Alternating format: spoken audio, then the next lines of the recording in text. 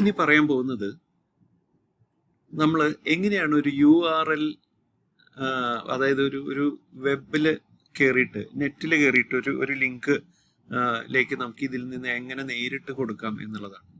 അപ്പോൾ ഇതിന് എക്സാമ്പിളായിട്ട് നമ്മൾ ടോപ്പിക് 3 നമുക്ക് ചേർക്കാനാണ് നമ്മൾ ആഗ്രഹിക്കുന്നത്. അപ്പോൾ ഇതിൽ അഗെയിൻ ടേൺ എഡിറ്റിംഗ് ഓൺ എന്നുള്ളത് വീണ്ടും കൊടുക്കുക. അപ്പോൾ നമ്മൾ ടോപ്പിക് 3 ഇതുണ്ട്, എല്ലായിടത്തും പേനകളൊക്കെ വന്നു, ആഡ് ആക്ടിവിറ്റി എന്ന് പറഞ്ഞു. ഇപ്പോൾ ടോപ്പിക് 3 തുറക്കുകയാണ്.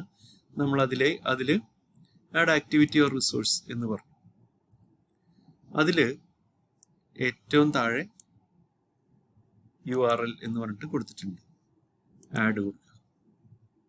ആഡ് കൊടുത്തു കഴിയുമ്പോൾ ഇവിടെ ഒരു നമുക്ക് പേര് കൊടുക്കാം. അപ്പം ഞാനിപ്പോൾ ആഗ്രഹിക്കുന്നത്, ഇപ്പം മൂഡിലിനെ കുറിച്ച് നമുക്ക് അറിയേണ്ട ഒരു കാര്യം, ഒരു FAQ ലിങ്കാണ്.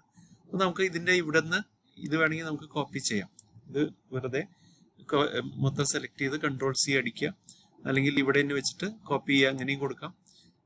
അതിനുശേഷം നമ്മൾ തിരിച്ച് ഇവിടെ വന്നിട്ട് നമ്മൾ മൂഡിൽ FAQ എന്ന് പറഞ്ഞിട്ട് കൊടുക്കുക. പേര് എക്സ്റ്റേണൽ URL എന്ന് പറഞ്ഞു. നമ്മൾ Ctrl+V അടിച്ചു. അപ്പോൾ നേരെ ഇതിലേക്ക് പോയി. അപ്പോൾ you will get all answers. എല്ലാ ആൻസേഴ്സും ഇതിൽ കിട്ടുന്നൊക്കെ നമുക്ക് അടിച്ചുവിടാം. കറക്റ്റ് ആയിട്ടുള്ളൊരു ഉദ്ദേശത്തിലാണ് നമ്മൾ ചെയ്യുന്നത്. അടിച്ചുവിടുക എന്ന് പറഞ്ഞാൽ അതിൽ പല സ്ലാങ് അർത്ഥമുണ്ട്. പക്ഷെ ഇതിപ്പോൾ നമ്മൾ ഓൾ ആൻസേഴ്സ് റിഗാർഡിങ്